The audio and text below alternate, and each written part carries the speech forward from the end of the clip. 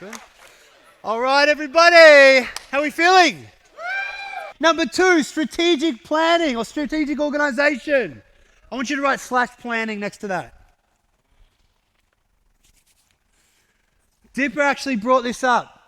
He said that with pressure, he only felt pressure when he wasn't organized, when he wasn't training, right? And I completely agree.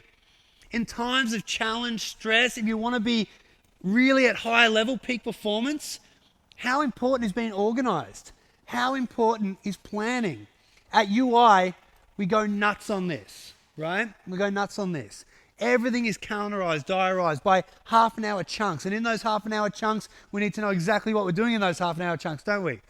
We do this because if we have a clear plan and path, we're organized, then you can cruise through the day. But if you're spending the first 15 minutes of every hour trying to figure out what the fuck you're doing, you're constantly hitting barriers. Do you agree with that? Hands up. This is why the foundation of success is always organization and planning. So again, run your life like a business. Does that sound interesting? Because how would you run a business? It's got to be organized. Do you agree? What's going to happen? Everything will crumble.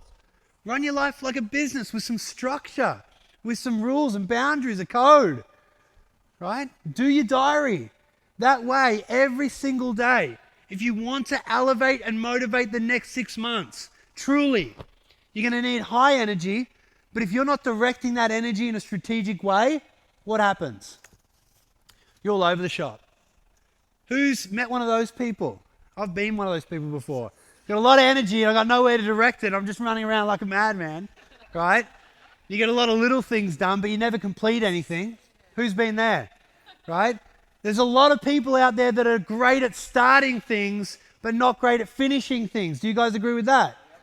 Yeah? So wouldn't it be great to be one of those people that has high energy, master strategic planning and organization so they could direct, start, and finish their missions, yeah? That way you'll win. Do you agree with that? Hands up? Awesome. So what are a few ways that you think you can improve your strategic organization and planning? But just before we do that, I want you to rate yourself right now. Rate yourself on a scale of 1 to 10. How do you show up in life, especially in the challenging times, in regards to organization and planning? Gargan, how do you show up? 1 out of 10. 9. I can tell by that suit. You are an organized man. That's true though. And you're a businessman, so you have to be, yeah? Absolutely. Who else wants to share? 9.5. I love it. And you're a businesswoman as well. You run your life like a business? I love it. Good. You probably won't want to hear this, Andy. Out 3. About 3. And thank you for your honesty, right? Yeah. But again, I know how you run your life a lot of the time, but that's fair. In the times of pressure and stress, sometimes the plans go out the window. What did Mike Tyson say? Everyone knows how to fight until you get punched in the face. Write that quote down, right? Everyone's ready for the fight. Everyone knows how to fight until you get punched in the face. And that's like life, isn't it?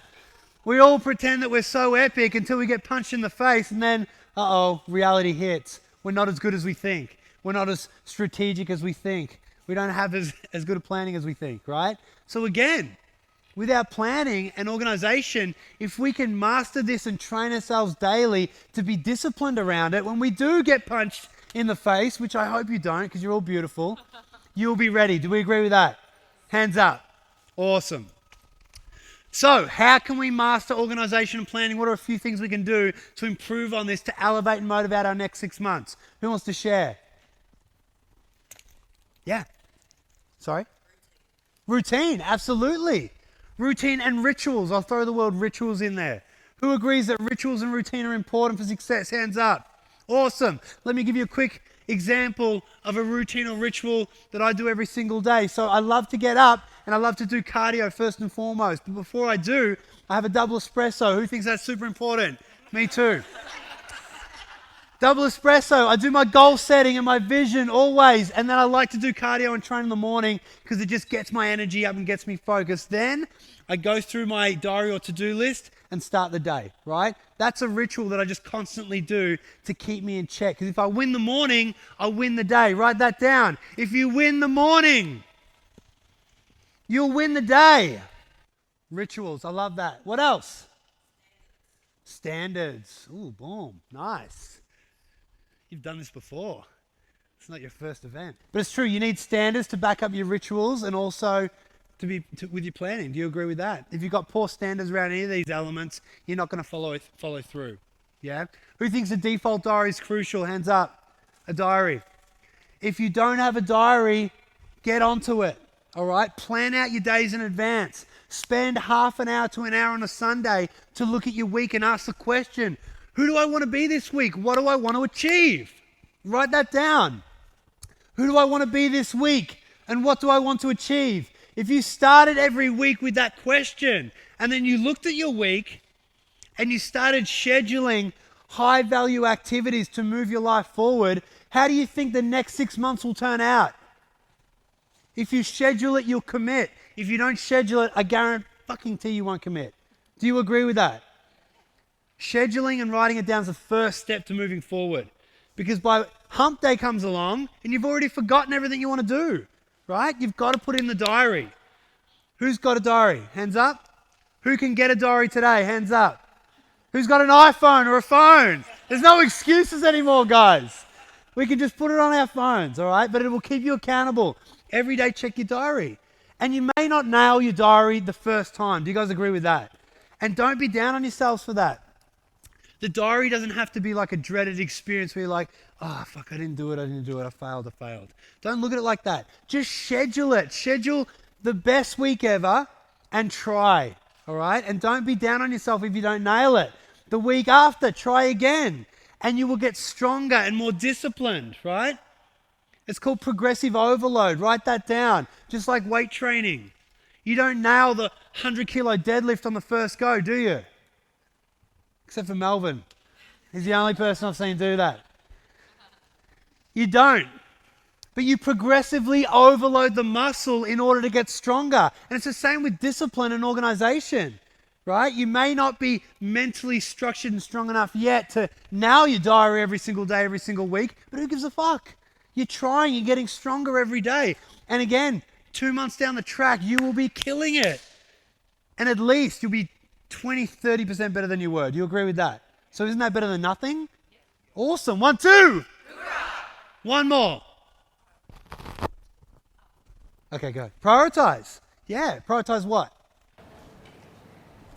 Like I sort of organise my day like with the priority of what absolutely must be done. Yes. And things that I would like to get done. Yes. Awesome. And then bonuses if That's great. Prioritize the most bang for buck activities, yeah? The most bang for buck activities. Prioritize those first.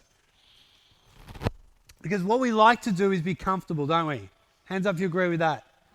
Humans, as much as we don't want to admit it, we're comfort seekers, right? We're seeking comfort. So if we have a to-do list, often what we do is we start with the easiest things first. Do we agree? But by the time we get to the hard stuff, we're already tired. We've just done 50 easy things. I'm fucked now. I'm going to have a sleep. Rather than, I think Brian Tracy coined the term, eat the frog, right? Eat the frog, which means go after the hard stuff first. And then you'll definitely win the day. And the rest of the stuff's easy after that. True? Hands up if you can do that. Eat the frog. Has anyone here actually eaten a frog before? Oh, wow. I wasn't expecting that. That's amazing. Yeah, okay. Yeah, true. All right, awesome. A chocolate one. Not anymore. No more chocolate frogs. So guys, again, eat the frog. All right, eat the frog. So what are the points that we're going to focus on for strategic organization and planning? Who wants to read them all out for me? One brave soul. What did you write? routines and rituals. Routines and rituals. We like that. Hands up. Awesome. What else? Standards around our routines and rituals. Hands up. Awesome. Diary, default diary, schedule. What you schedule, you do. Hands up. Prioritise your to-do list. Awesome. And prioritize the most bang for buck activities. Eat the frog. Hands up. Awesome. Well done. Are we making some progress? The next 6 months is looking pretty freaking epic. Have an amazing next 6 months, guys. Well done. Give yourselves a round of applause. Awesome. Well done.